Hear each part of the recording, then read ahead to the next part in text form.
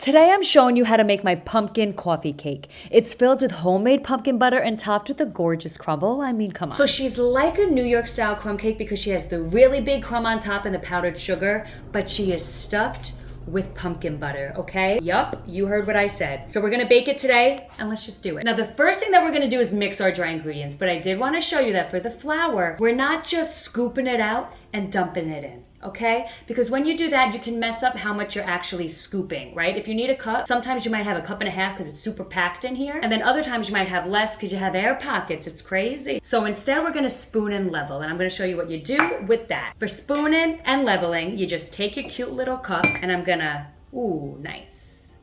Just gonna do it nice. Now you wanna get a little bit of a mound on the top like this. And then you're gonna take your knife, hit. Boom. And there you go. Now to your bowl, you're going to add the flour along with pumpkin pie spice, baking powder, baking soda, and salt. Then mix that all up and set it aside before we start the crumble. Here, I'll be adding half of the flour along with the pumpkin pie spice, white granulated sugar, brown sugar, and melted butter. Then use a fork to combine all of that until there's no more dry flour bits left. After that, you add the rest of the flour and mix it until cute little crumbles form. Like this. Aren't they so cute? And then set it aside. Now for the actual batter, cream together your room temp butter and sugar. And to avoid a huge mess, start it on low and then increase it to medium high. Okay, now just so you know, in this part when we're doing the liquids, you might see a little bit of curdling. That's just because like the pumpkin and the sour cream, it gets crazy. But I promise after we put in the flour, it's all gonna be perfect. Okay, so now add in your pumpkin puree, eggs, sour cream, and vanilla. Let it mix for like 30 seconds and then stop it and scrape down the sides and then finish mixing. Okay, now another thing that I want you to know is when we're putting in the flour, we're not just gonna dump the whole thing in and then turn it on and call it a day because it could fly everywhere. Listen, it's happened to me, okay? And we don't want it to fly everywhere. We don't need the mess, okay? I don't need it. So we're gonna break it up into like 2 or 3 little sections. Let me show you. Okay, so here I'm adding in half of the flour. Then I'm turning the mixer on to stir or your lowest setting and letting it mix until the flour is incorporated. Then stop it, scrape down the sides, and add the rest of the flour and then turn it back on with stir. Now you don't stir it long here, okay? Trust me. I'm not cutting this clip so I could show you exactly how little of time it actually takes. Wow, that's forever.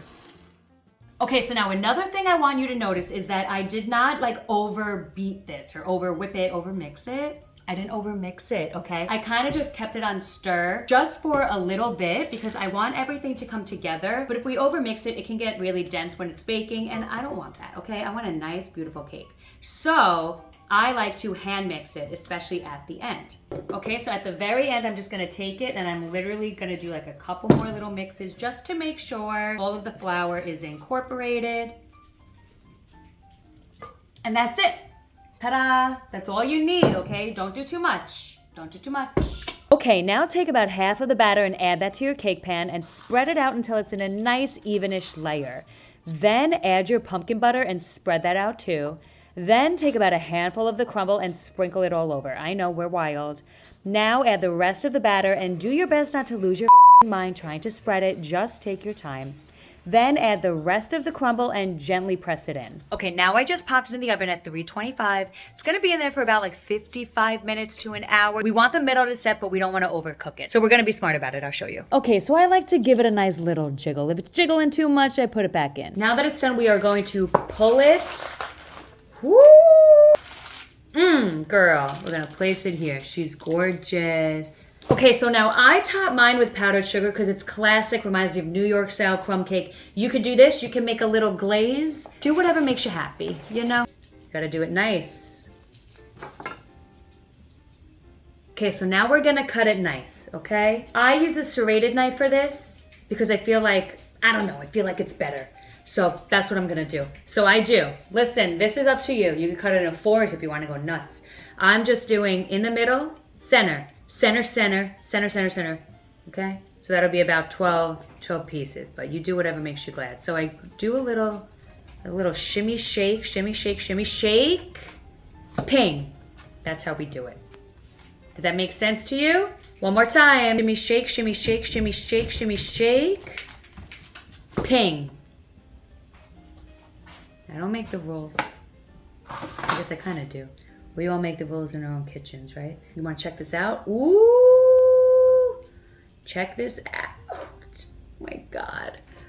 Do you see this? She's gorgeous. Okay, so I realized I forgot to do a taste test, so let's have another piece, you know. Girl, I mean, look at her. Look at her. Do you see that? Do you see all the pumpkin inside? Hold on. Wait, let's go. You see all that pumpkin inside? Whoo! Whoo!